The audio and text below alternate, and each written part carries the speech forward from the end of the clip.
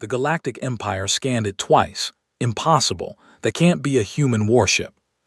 Commander Varath Sul had been filling out the same patrol report for 3 hours. Not because it was complicated. It wasn't. The Varen corridor was empty space. It had always been empty space. The report said, nothing here, nothing found, no anomalies, no contacts, no reason to have been here at all. He had written a version of this report 411 times in 6 years. He knew the exact number because his ship, the ISV Korath Asterisk, kept a mission log that he had stopped reading 2 years ago because it depressed him. The Varen corridor was a stretch of deep space between 2 Dominion sectors that nobody owned and nobody wanted. It had been assigned to Varath Sul's patrol rotation, the way boring things got assigned to reliable officers. Quietly, without explanation, with the implication that doing it well meant you would continue to do it forever. He was a commander in the Orathi Dominion fleet. He had 30 years of service. He had a commendation for the Peli system incident that nobody remembered anymore, and a scar on his left forearm from a training exercise that had gone wrong before he learned to be careful. His crew respected him. His superiors found him useful. His career had become, somewhere in the last decade, a very long corridor of its own leading somewhere he had stopped checking. He was 53 years old, and he was filling out a form about nothing. "Commander," Fleet Analyst Soren's voice came from the sensor station, flat and professional. "Routine scan complete. Tagging results for log." "Confirmed," Varath Sul said without looking up. A pause. Then, "Commander." Soren's voice was the same volume, same professional flatness, but something in the space between the words was different. Varath Sul had been in space long enough to know the difference between a man who had something routine to report and a man who was trying very hard to sound like he did. He looked up. Soren was staring at his screen, not reading it the way you read a screen you understood, reading it the way you read a sentence that doesn't make sense the first time, so you go back to the beginning and try again. "What is it?" Varath Sul asked. The scan returned an error. Varath Sul set down his stylus. "A sensor malfunction." "I don't know yet." Soren's hands moved over the controls, running it again. Varath Sul waited. Around him, the bridge carried on navigation monitoring their drift, communications cycling through the standard frequency checks, 2 junior officers on the far side of the room arguing quietly about something that had nothing to do with work. Normal. All of it normal. The sensor system on the ISV Korath was a Tier 8 resonance array. It had been the standard in Dominion fleet vessels for 200 years. It didn't make errors. It had returned incorrect readings exactly twice in its entire operational history across all Dominion vessels, once due to a catastrophic solar event near the Dran Nebula, and once because a technician had spilled a liquid into the calibration port and then tried to hide it. The resonance array itself had never been wrong, not once in recorded Dominion military history. Soren ran the scan again. He looked at the result. He ran it a 3rd time. "Soren," Varath Sul was standing now, moving toward the sensor station. "Talk to me." "I'm getting a contact." Soren's voice was very careful, the way you hold a glass you think might be cracked. "In the corridor." "Yes, sir." "What kind of contact?" Soren looked at him, not at his screen. At him, which was when Varath Sul felt it, the first real thing he had felt on this ship in a very long time, a cold pressure somewhere under his ribs that had no name yet. "The kind I can't classify," Soren said. They put it on the main screen. The sensor return showed a vessel. At least, the computer was calling it a vessel because it had mass and it was moving, very slightly, in the kind of slow drift that powered objects do when they're holding position without burning hard. But the profile was wrong. Not wrong like a glitch. Wrong like someone had drawn a ship and then refused to follow the rules about how ships were supposed to look. The mass reading was first. Varath Sul read it. He read it again because the first reading didn't land the way numbers usually do. It slid off, went somewhere else, came back with the wrong weight. The thing in the corridor, massed more than anything in the Dominion's active military registry. Not more than any single class, more than any single entry, including the *Orathi Prime * class dreadnoughts, which were the largest vessels the Dominion had ever constructed and had never actually been deployed because just building them had nearly bankrupted 2 sector governments. This thing was bigger. Power signature, Verath Sol said. I can't match it, Soren said. I've run it against the full Dominion library, against the known alien technology register, he stopped, against everything we have on file. The drive type doesn't match anything I can identify. The drive type doesn't match, Verath Sol repeated, not asking, just saying it out loud to see if it made more sense outside his head. It didn't. No, sir. And it's just sitting there. Yes, sir. It was. The contact was stationary holding position in the middle of the corridor with the calm of something that had decided where it wanted to be and had no interest in moving. No aggressive posture. No weapon lock, at least none that the Korath *S sensors could detect. It was simply present. The way a mountain is present. The way a fact is present. Get me a visual, Verath Sol said. The optical array took 30 seconds to resolve the image at this distance. When it came through, Verath Sol looked at it for a long moment. The ship, and it was definitely a ship, he could see that now, was dark, not painted dark, built dark the way ships built in cold space tend to absorb light rather than reflect it. The hull had a quality he had trouble naming at first, and then he named it, weight. It looked heavy in the way that old things look heavy, not rusted or damaged, just settled into itself, like it had been there long enough to belong to the corridor the way stones belong to riverbeds. It was enormous. He had known it was enormous from the numbers. Seeing it was different. Seeing it made his chest do something. There was a marking on the hull. He could see it now that the image had sharpened along the forward section, large enough to read from here, in what appeared to be a language he didn't immediately recognize. And below the text, a symbol, an image. A planet, blue-green with one natural satellite, surrounded by a ring of small white shapes that might have been stars. Run that symbol, he said. Soren was already running it. The database search took less than 10 seconds. It came back with a match. Verath Sol read the file header. Species classification, human. Homeworld, Sol III local designation, Earth. Tier 2, pre-warp, non-aggressive, no significant military development noted. Last survey, 178 years ago. He stared at that for a while. Then he read the file itself, all 2 pages of it. It was the kind of file you wrote about something you had glanced at and decided wasn't worth more than a glance. Pre-warp, biological, moderate population, resource poor system by Dominion standards. No FTL capability at time of last contact. No formal military structure. No record of contact with other spacefaring species, beyond a brief, incidental survey encounter 200 years ago, which had been logged as uneventful on the Dominion side. 2 pages. For an entire species. He looked back at the screen. At the enormous, dark, completely impossible ship sitting in empty space with a blue planet painted on its hull. That's a human ship, he said. Soren didn't answer. The answer was obviously yes and obviously impossible, and saying either one of those things out loud felt like it would change something in the room that couldn't be changed back. Hail them, Verath Sol said. The communications officer sent the hail. Standard protocol, species identification, vessel identification, statement of Dominion authority over the corridor, request for intent declaration. Formal, by the book, the kind of hail you sent to things you understood. The channel opened. A voice came through.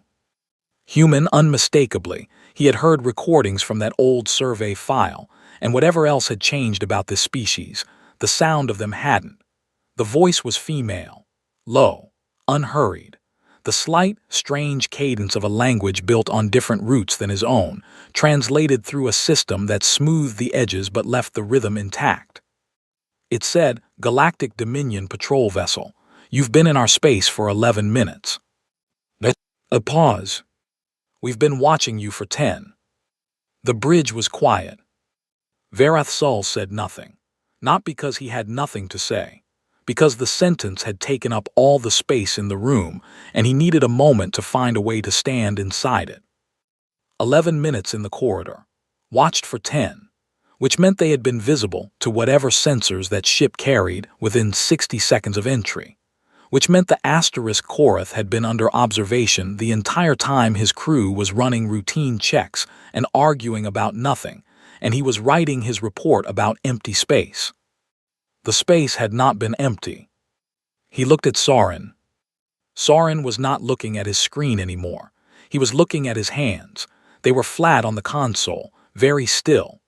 The kind of still you hold when you've decided that the best thing to do right now is not move. Verath Sol turned back to the main screen.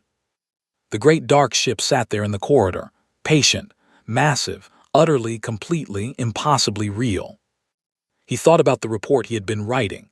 Nothing here, nothing found, no anomalies, no contacts. He would need a new form. He wasn't sure the Dominion had one.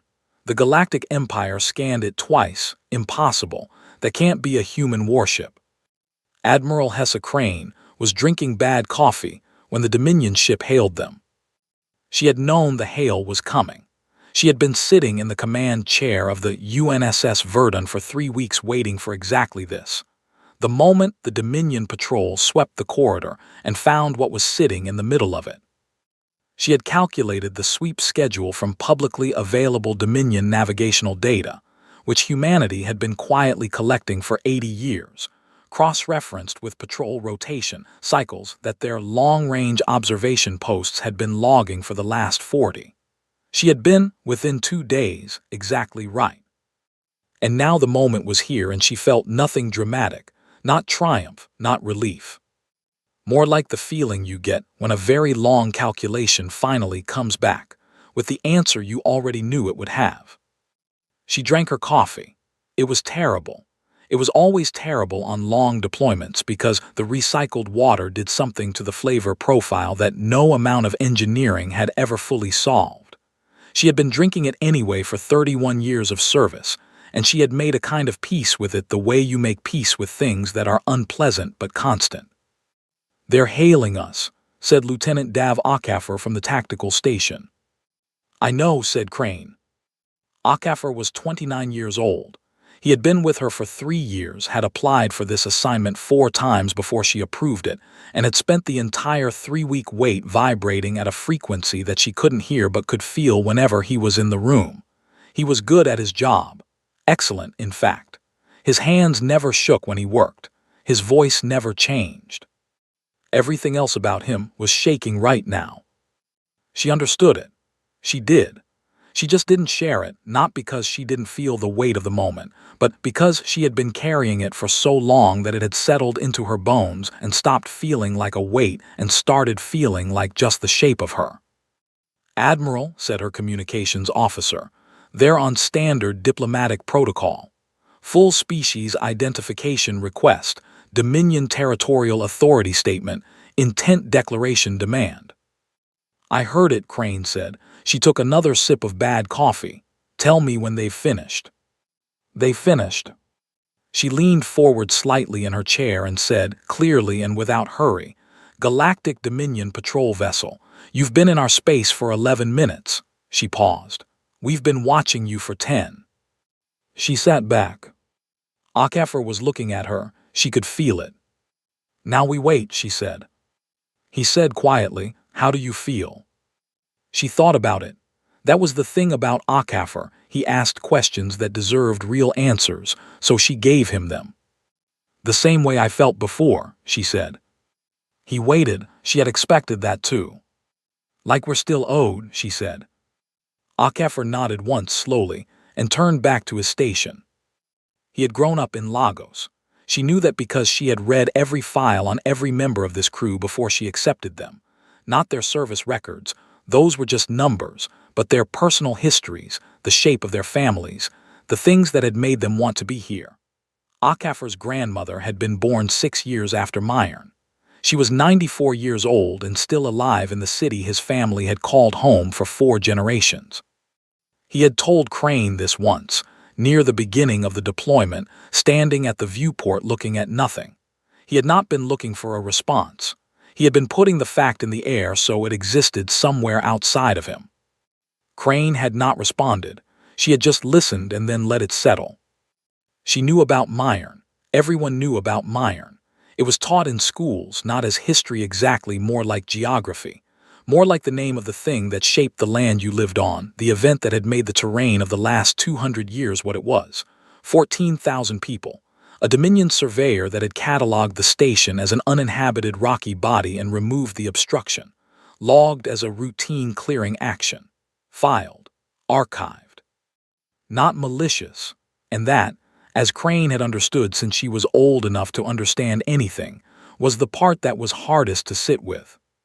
Not malicious. They just hadn't looked.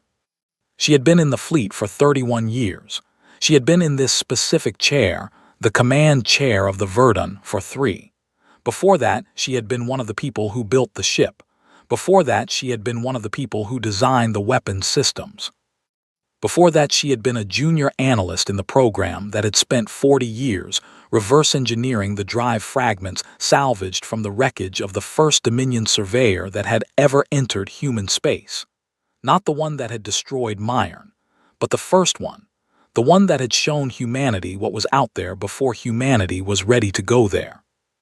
The program had no official name. It was listed in budget documents under a category called long-term propulsion research. Nobody outside it had ever asked what it was actually researching. That was the thing about working quietly. People didn't ask questions about quiet things. The Verdun was what 60 years of quiet looked like. 80 years of planning before that. 140 years of accumulated grief, precision, and patience before a single plate of hull was welded into place. The communication channel was still open. The Dominion commander, Crane, had pulled his service file from their navigational database 3 weeks ago, named Verath Sol, 30 years of service, reliable, methodical, good in a crisis, hadn't responded yet. She had expected that. The silence after her opening statement was calculated. Let him sit in it. Let him think about what it meant that they had been watching for 10 of 11 minutes. Let that number do its work. They're formulating a response, her communications officer reported. Linguistic processing is active on their end. They're preparing a hail. Good, Crane said. Verath Sol's response came through. It was careful. It was professional. It asked for vessel identification, origin confirmation, and a statement of human space, meaning. Where did humanity claim authority? What were the boundaries? What gave them the right to declare any stretch of the Varen corridor their space? Crane listened to the whole thing. We know the protocol, she said. We wrote a version of it ourselves, but let's skip ahead. She nodded to her communications officer, who sent the transmission they had prepared. It was a file, a large one. It took 4 minutes to complete the transfer. The Dominion ship systems were fast. The file was just large. It contained everything. Every registered human warship, active and in reserve. Every weapons system with technical specifications. Every deployment record for the last 50 years. Every military installation humanity had built in the solar system and outside it. Everything. Not because they were threatening the Dominion. Not as a show of force exactly. More like proof of work. 200 years of proof, compressed into a file and delivered across empty space to a man who thought humanity was still pre-warp. She imagined him opening it. She imagined the first page. She drank her bad coffee and waited. On the Verdun *S tactical screen, Akafer was watching the Dominion ship's power readings, looking for weapons charge, looking for any sign of an aggressive shift. There was none. The ship was holding position. Running its sensors over the Verdun in the way that ships do when they are trying very hard to understand something they cannot understand, and which makes them look, from the outside, almost desperate. They've opened the file, communications reported. How long have they been on it? Crane asked. 40 seconds. They'll close it soon, she said. She was right. 63 seconds after opening, the file was closed. Then there was silence from the Dominion ship for a long time, 7 minutes, which was, she had not predicted that specifically, but it was in range. The range of a man who has just been handed a shape of the world he didn't know existed and needs to find somewhere to put it. Then his communication system activated. Not to contact them, to contact someone else. She could see from the signal pattern that he was bouncing a transmission inward, toward the Dominion interior, toward, if the signal path held true, High Command. HFY returned to look at her. She raised an eyebrow slightly. He almost smiled, almost. The Dominion commander's outbound signal was encoded. Naturally, they weren't going to be able to hear it, but they could hear the fact of it. A patrol ship commander in a routine corridor burning a priority signal to High Command. That fact alone would tell the people on the other end everything they needed to know about what he had found. Then, after a short pause, the commander's open channel came back live. Not to Crane, back to High Command. She caught the signal before it encoded, just barely, just the first few words. He was confirming his identity, his position, his authority level, and then he was saying he needed to be connected to the advisory council because the encryption kicked in. But she had heard enough. She set down her coffee. She looked at HFY. He was very still now, not the trembling stillness of before. Something different, the stillness of a person who has been holding something for a very long time and has just been told that the thing is real, and the holding was worth it, and the next part is beginning now. It's starting, he said quietly. It started 200 years ago, Crane said. This is just the part where they notice. The Galactic Empire scanned it twice. Impossible. That can't be a human warship. Verath Sol listened to High Command's response with his face very still. It was not a long response. 12 minutes from his transmission to their answer fast, which told him his signal had been prioritized the moment it arrived, which told him that whoever had decoded enough of what he said to understand what he was reporting had escalated it immediately. 12 minutes for the Dominion's High Command to go from routine traffic processing to a direct response to a patrol fleet commander in a forgotten corridor was, in Verath Sol's experience, nearly instantaneous. He had sent priority signals to High Command twice in 30 years of service. The first time, during the Pelly's incident, they had taken 3 days to respond. The second time, for an equipment failure that had seemed more serious than it was, they had taken a week. 12 minutes meant they were scared. He listened to the response. He kept his face still. Around him, his bridge crew was trying to pretend they were working, which meant they were watching him out of the corners of their eyes and absorbing everything they could from the lines of his shoulders and the set of his jaw, because the content of a priority encrypted command channel was above their clearance, and the commander's face was the only information available to them. He kept it still until the channel closed. Then he sat down. Soren at the sensor station did not turn around. He was running more scans on the human ship. He had been running more scans since the channel opened and hadn't stopped. It was the thing to do when you didn't know what else to do. They're sending a convoy, Verath Sol said. Diplomatic, Soren asked. Full protocol. He paused. 12 ships. Full diplomatic protocol in the Dominion was reserved for first contact with species classified Tier 6 or above. The tier system ran from 1 to 10. Tier 6 meant a civilization with established FTL travel, significant military capability, and at least 2 systems under settled occupation. Humanity, in their file, was Tier 2. The convoy was for what they had seen in the corridor, not what the file said, what the scanner had returned. How long? Soren asked. 4 days. 4 days. Verath Sol looked at the main screen. The human ship was still there, still holding position, not moving, not charging, not doing anything except existing in a way that made all his professional instincts itch like a healing wound. At High Command, he knew people were opening that file. The file the human ship had transmitted.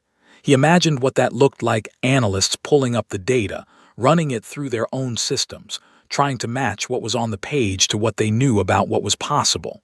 He imagined the silences in those rooms, the phone calls, the rising voices that would eventually be replaced with very deliberate quiet. He had seen one page of the file himself. He had opened it and looked at the first entry: a ship class designation, a mass figure, a weapons configuration, and then he had closed it. Not because it wasn't relevant, because he needed a moment before he could read it the way an officer should read intelligence data, which was to say, calmly and without his hands doing anything strange. The mass figure on the first entry was smaller than what the Verdun scanned at, which meant the Verdun was not their largest ship, which meant there were larger ones, somewhere. He thought about all the corridors in Dominion space that his patrol had logged as empty over the years. He thought about the phrase, "We've been watching you for 10." He decided to stop thinking about it and think about what he could do, which was to stay in position, monitor the human ship, log everything, and wait for the convoy. In the Weapons Research Division of Dominion High Command, a senior analyst named Vera Kissa had been assigned to assess the human military file at 300 Standard Time. She was not happy about the hour. She was also, within 15 minutes, no longer thinking about the hour. The file was organized differently than Dominion military registries.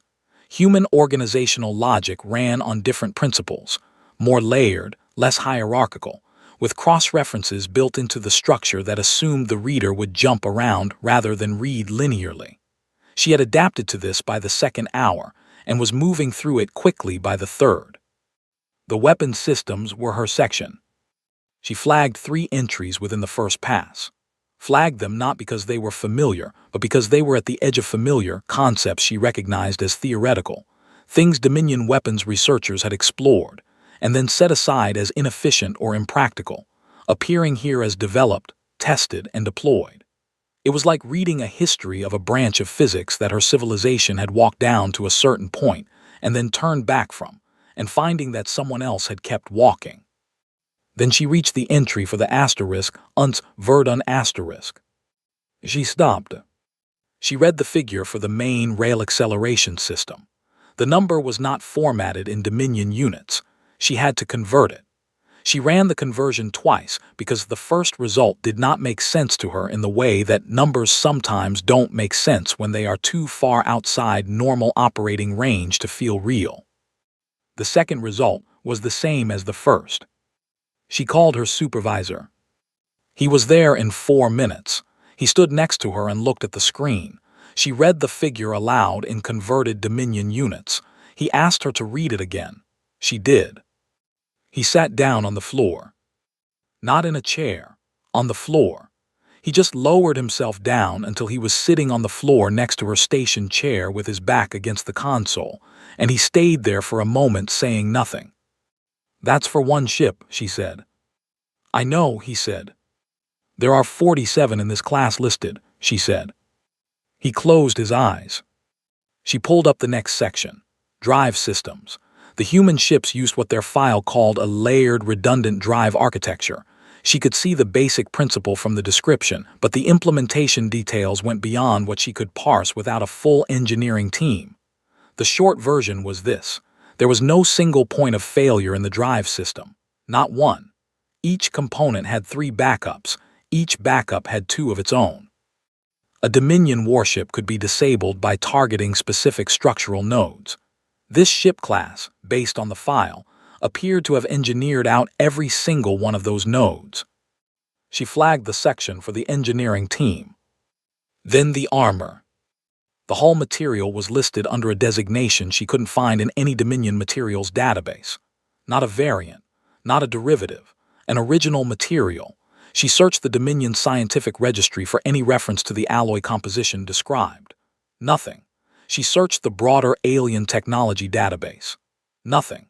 The humans had developed, in apparent secrecy, a hull material that did not exist anywhere in 200 years of Dominion scientific cataloging. She sat with that for a while. Her supervisor was still on the floor. He had pulled his knees up and was looking at the middle distance the way people look when they are trying to understand something that keeps being bigger than the space they can hold it in. "How long do you think this took?" he asked. She had been running that calculation. The ship itself, construction minimum 40 years based on the material volumes. The materials sourcing, development, another 20 before that. The drive system research before that. She paused. The beginning of this project, if I had to date it, would be, she checked the historical record, roughly 200 years ago. He was quiet. "The incident at Myron Station was approximately 200 years ago," she said. He said nothing. "I don't think that's a coincidence," she said.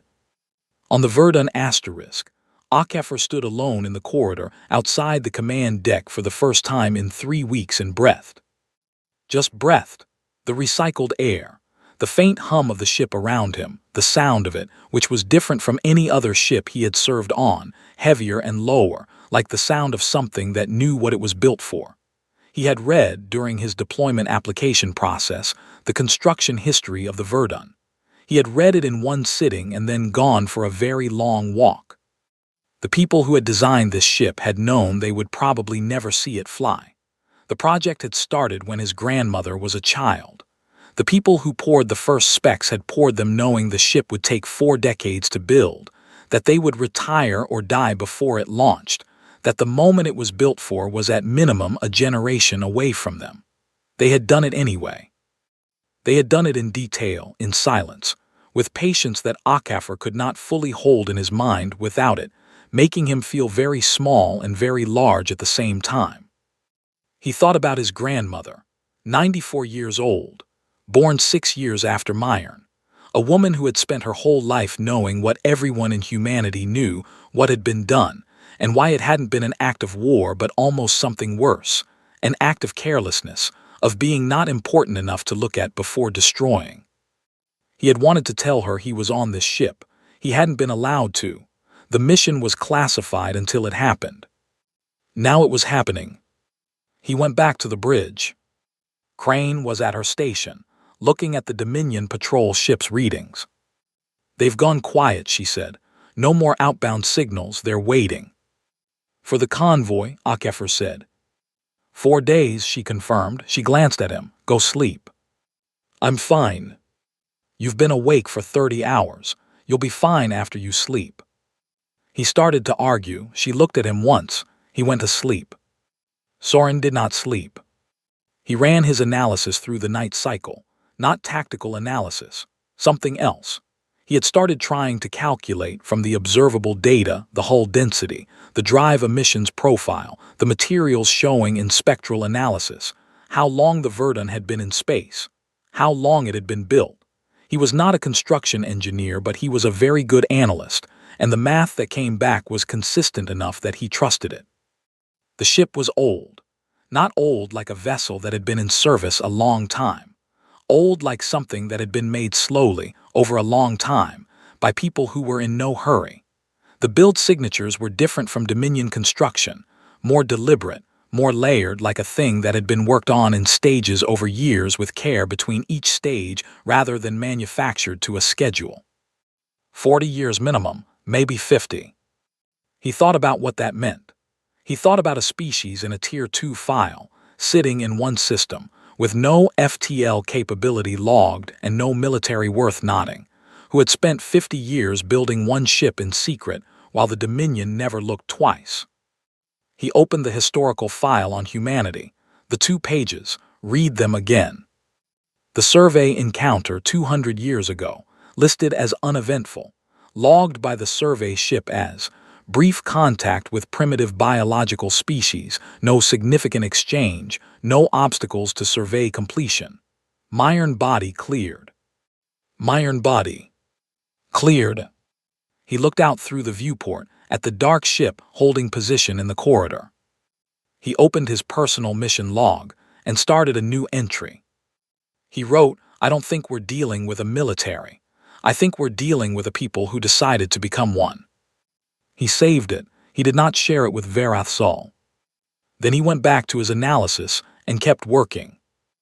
Outside, through the viewport, the Verdun held its position in the dark, patient as a fact that has been waiting to be looked at.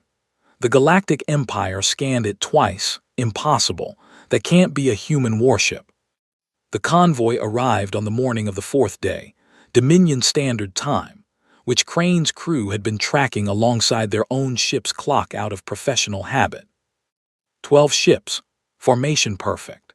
They came out of their transit point with the precise spacing and alignment that spoke of a military that took its ceremony seriously, that understood the weight of arrival, that wanted the first thing an observer saw to be order. They arranged themselves in a wide semicircle facing the Verdun asterisk, which was the standard diplomatic positioning, non-aggressive but forward-claiming presence without claiming attack. It was well done, Crane noted it. Then she nodded to HFY. He activated the signal that had been waiting for 4 days. 14 ships uncloaked. They had been there the whole time, positioned around the corridor's perimeter in a dispersal pattern that put 2 human vessels within effective range of each Dominion ship in the convoy, without any of them being positioned aggressively relative to the convoy as a group. It was not a threatening formation. Threatening would have meant weapons forward, tight clustering, postures of intent. This was something else. This was simply the revelation that the room humanity had invited the Dominion into had already been full when they arrived. The convoy's formation did not break. Crane gave them credit for that. The ships held position, but her long-range sensors showed the pattern of internal signals spiking across all 12 vessels, crew alerts, system checks, the rapid chatter of command staff processing the fact that they had just arrived at what they thought was an empty diplomatic meeting site and found themselves contained. The convoy commander opened a channel. "Admiral," the voice was even, controlled. "Can you explain the purpose of this configuration?" Crane said, "Just making sure the formation is even." A pause. "I see. You're welcome to adjust," she said. "We'll match whatever you do." Another pause. Then, "We would like to propose a neutral meeting site, somewhere off the ships themselves. Our records show a derelict trade station at coordinates." "Waypoint 7, Crane said. "We know it, we've been there." A beat of silence that had a shape to it. The shape of a question the convoy commander had not expected to be preempted on. "You've been to the station?" he asked. "We renovated it," she said. 40 years ago, we've kept it operational since. There's a full conference facility on level 3. The coffee is better than what we have on the ship, which isn't saying much, but it's something." She closed the channel. HFY was doing the thing where he was extremely focused on his console, so she couldn't see his face, which meant he was somewhere between laughing and something else. "Set a course," she said. Point 7 was 17 minutes from their position.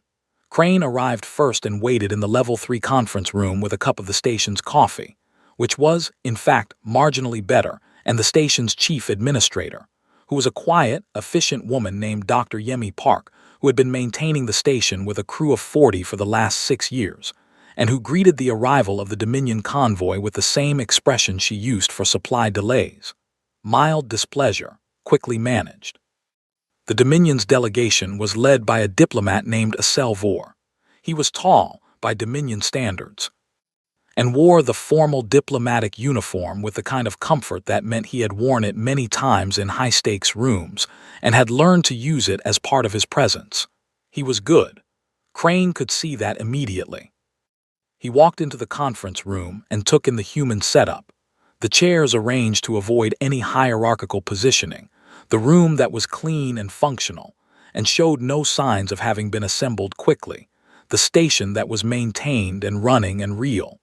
And she watched him absorb that information without letting it show in anything except the brief, precise scan of his eyes.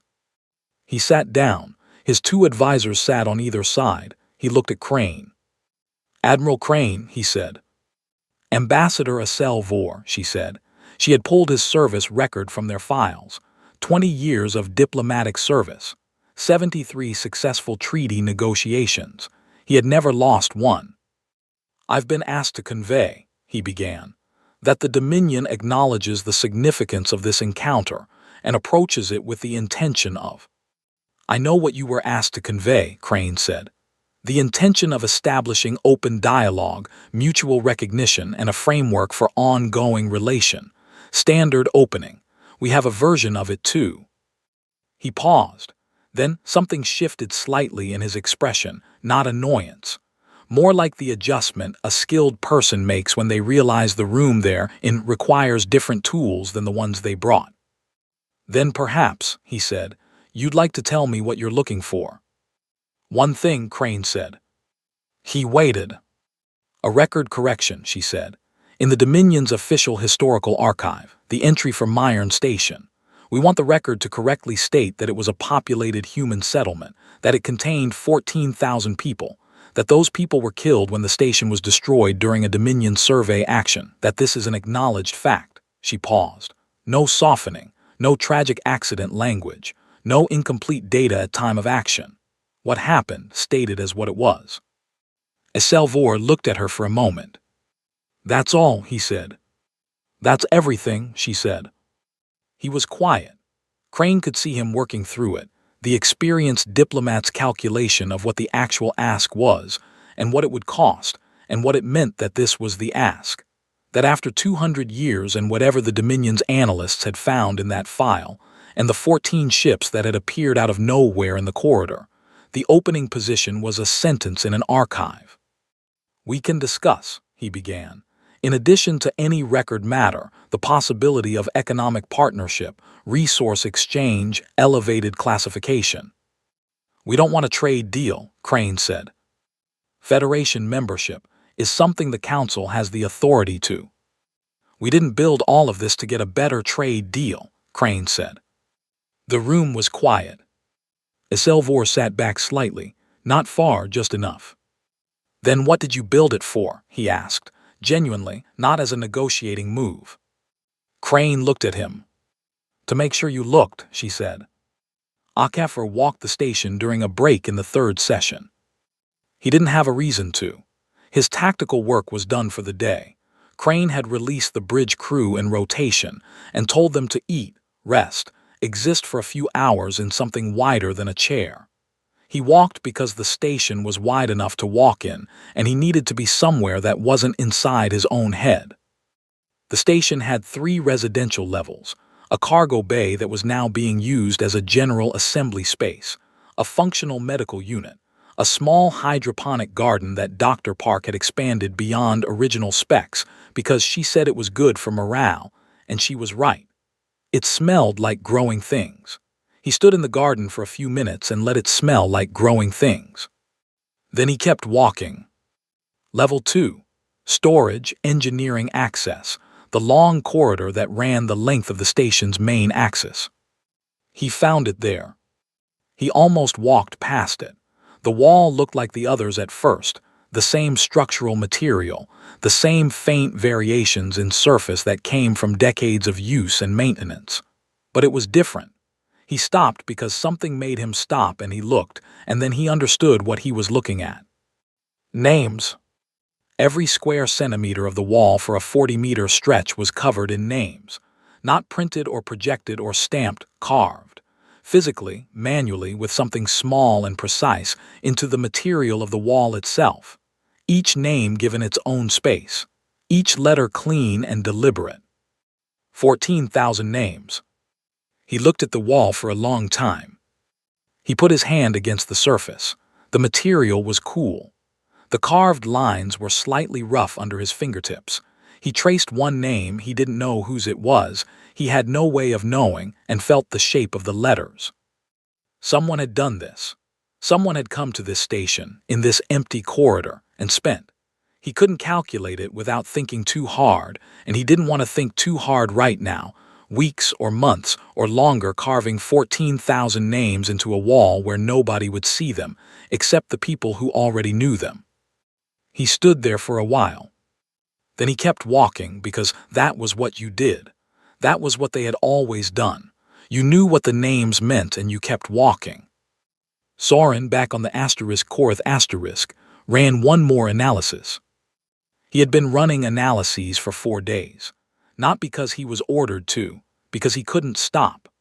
There was something in the data about the Verdun that kept pulling at him, not the weapons figures or the drive specs or the hull material, all of which were extraordinary, but something underneath those things. Something about the shape of the work. He was trying to calculate the minimum timeline. How long it would have taken from scratch, with no Dominion technology base to work from, for humanity to go from what they had been at the time of the Myron incident, pre-warp, one system, basic space access, to what was sitting in the corridor now. The answer kept coming back the same. The project had to have started within a generation of Myron, maybe within a decade. The materials sourcing alone required infrastructure that took decades to build, and that infrastructure had to have been built before the materials were sourced, and before that there had to have been a decision, a clear, collective, generational decision that this was what humanity was going to do. Not vengeance, not immediately, not a war plan. A project. He thought about what that meant. A species that had been wronged, and the file on Myron made clear that they knew it, that this was not ambiguous to them, and had responded not by attacking, not by making demands, not even by making themselves known, by working, for 200 years, quietly, building something so undeniable that when they finally chose to be seen, the Dominion would have no response except to look. They hadn't needed to fire a single weapon. They were never going to fire a single weapon. The weapons existed so that the possibility existed so that the conversation could happen from a position that couldn't be dismissed. The fleet was not an army. It was an argument. He opened his log. Read the entry he had written on the second night. I don't think we're dealing with a military. I think we're dealing with a people who decided to become one. He sat with that. Then he added a line below it. The difference matters more than I initially understood. In the conference room, a Salvor made one last attempt at the end of the third session. He had not given up on the broader framework. He was too experienced for that. He had been patient, had listened, had slowly and carefully understood that the human position was not a negotiating starting point. It was a destination. What he was working with now was how to reach it in a way that served both sides. But he tried one more approach. The survey action, he said carefully, while the loss of life is devastating, was conducted with incomplete data at the time. There was no malicious intent. The surveyor had no way of knowing. Crane looked at him. Just looked. He stopped. The look wasn't angry. He would have been more comfortable with anger.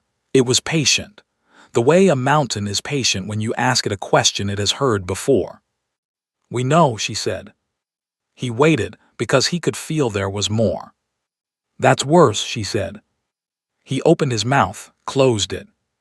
He had 73 successful treaty negotiations behind him. He had been in rooms with species that wanted war, species that wanted wealth, species that wanted territory. He knew how to answer all of those. He knew how to find the underlying want beneath the stated position and address it in a way that left everyone with something. He did not have an answer for this. 14,000 people, cleared because nobody had looked. No malicious intent. The words he had been about to use, the careful diplomatic phrasing that acknowledged harm while distributing responsibility, that made space for remediation and forward motion, sat in his throat and went nowhere. We know, she had said.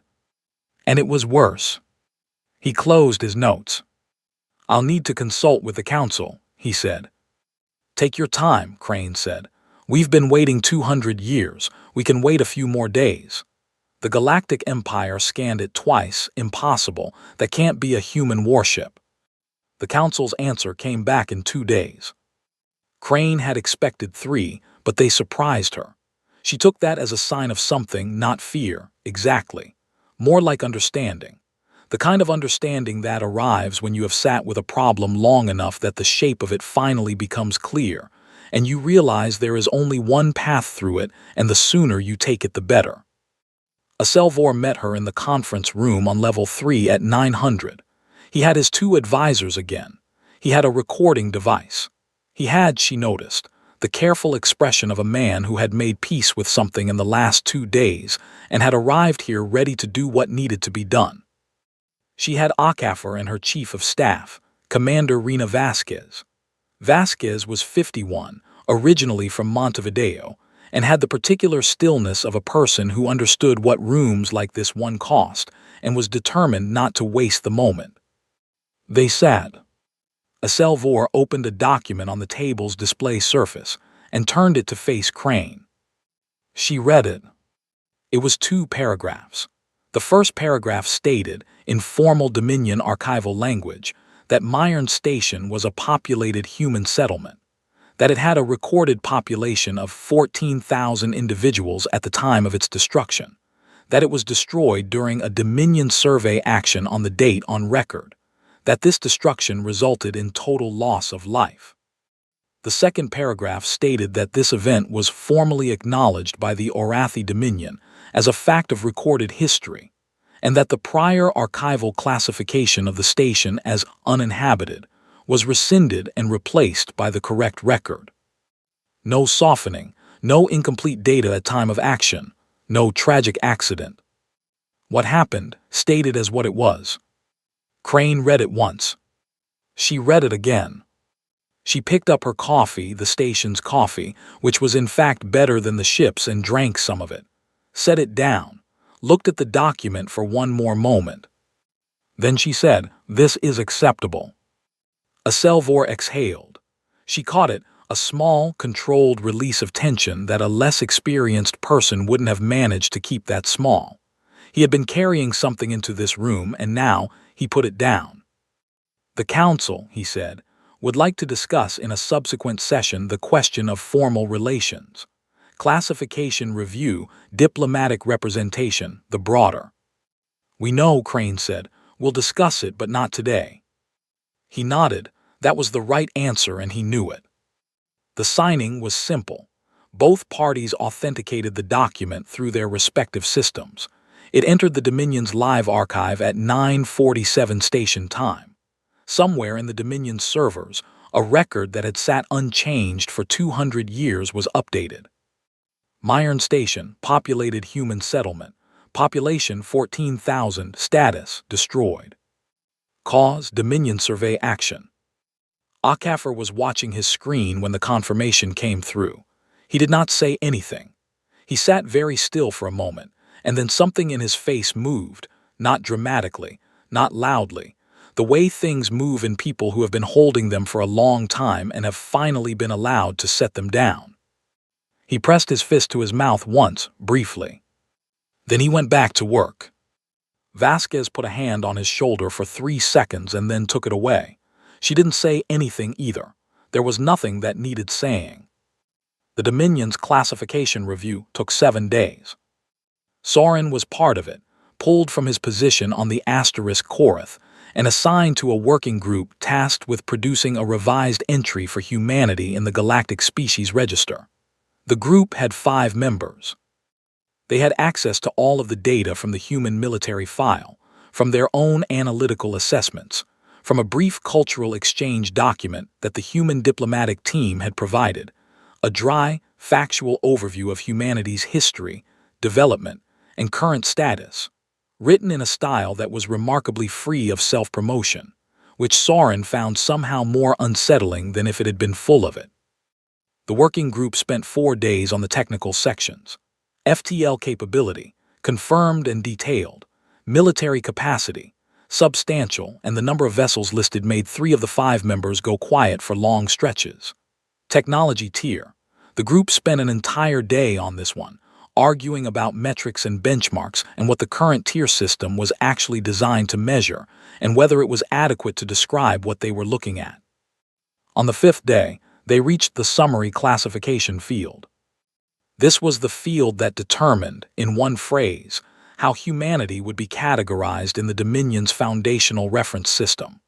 The field that every new Dominion officer, every diplomat, every analyst would read first when they pulled up the human file. The previous entry, pre-warp non-aggressive Tier 2. The group proposed alternatives for 3 hours. Advanced tier independent military power. That was accurate but felt incomplete. Tier 8 FTL capable, significant armament. That was more technically precise but missed something. Species of note, military and technological peer. Closer, but peer implied equivalence in a specific way that wasn't quite right either. Soren said nothing for most of this discussion. He sat with his notes and his analysis and the private log entry he had written on the second night in the corridor, which he had read again that morning. Eventually, the group ran out of proposals and looked at him, because he was the one who had been there first, who had run the scan, who had watched this unfold from the beginning. He looked at the blank field. He typed, "Species with long memory." The group was quiet. Someone said, "That's not a technical classification." No, Soren agreed. "The format requires." "I know what the format requires," he said. "I'm putting this in the field."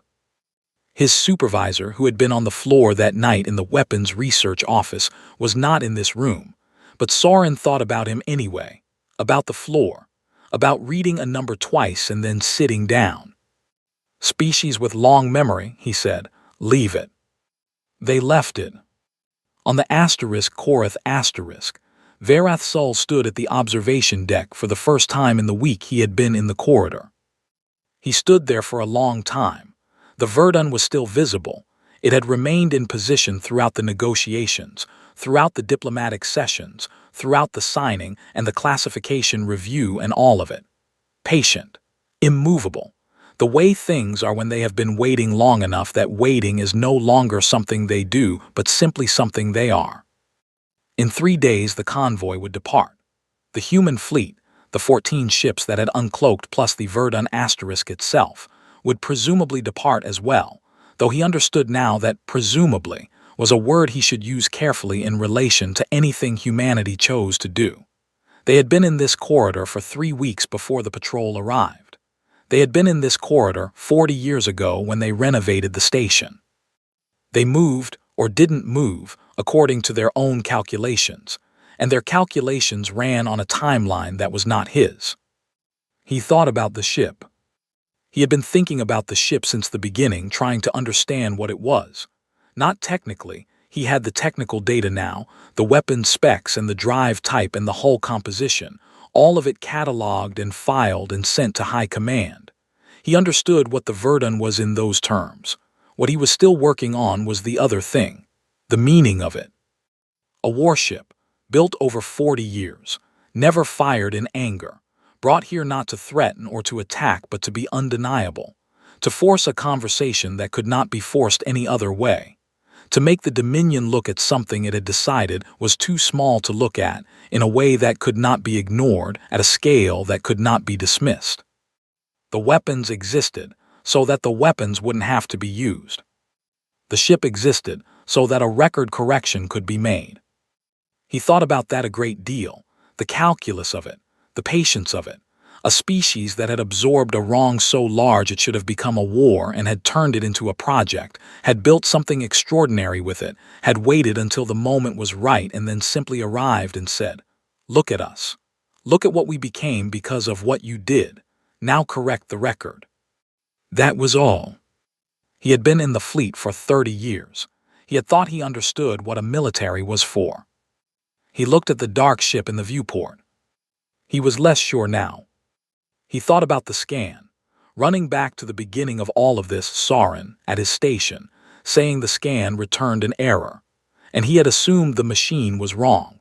The machine had never been wrong before, but there was a first time for everything, and it was easier to assume a malfunction than to sit with what the numbers were actually saying. The machine had been right. The machine had scanned something that should not have existed and returned correct data, and he had almost walked away from it because the correct data was impossible. Because a Tier 2 species did not have ships like this. Because he knew what humanity was and it was not this. He hadn't known what humanity was. He wondered how many other things in the Dominion's files were 2 pages long and last updated 150 years ago. In corridors the patrol ships had logged as empty. He wondered what else was out there, patient and working, waiting to be found. He put his hand on the viewport glass. The Verdun was a dark shape against the stars, massive, still, holding its position without effort the way things hold position that were built to stay. He stood there until the watch changed, and then he went back to his desk and started writing a new report. Not the routine one, not the form about nothing, a different kind. The kind that was harder to write. The kind that required him to say, I was wrong about what was here. I was wrong about what was possible. I was wrong about what I was looking at. He started with the scan. He wrote at 1400 standard, fleet analyst Soren ran a routine corridor sweep. The system returned an error. He ran it again. He stopped there for a moment. The system was right. On the station, in the quiet hour after the signing, Akaffer went to the Level 3 communications suite and opened a personal channel. He had requested permission from Crane 3 days ago. She had said, after. He was after now. He pulled up his grandmother's address, 94 years old, Lagos.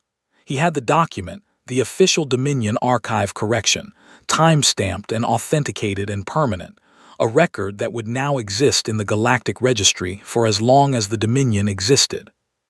He thought about what to write. He had been thinking about it for 3 weeks. He had composed versions in his head during the long waiting days on the Verdun asterisk, during the sessions in the conference room, during the walk through the corridor with the names on the wall. He sent the document, no text, just the document, let it say what it said. He waited. Her reply came back in 4 hours. 94 years old, a generation removed from the thing that had started all of this.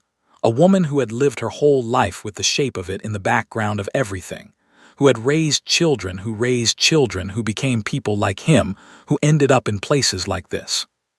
2 words. About time. He read it twice. He folded his hands on the console and sat with it. Then he closed the channel and went to find Crane, because she was probably drinking bad coffee somewhere on the station, and he thought he might join her, and they could sit for a while without talking, which was one of the things she was very good at and which he was, slowly, learning.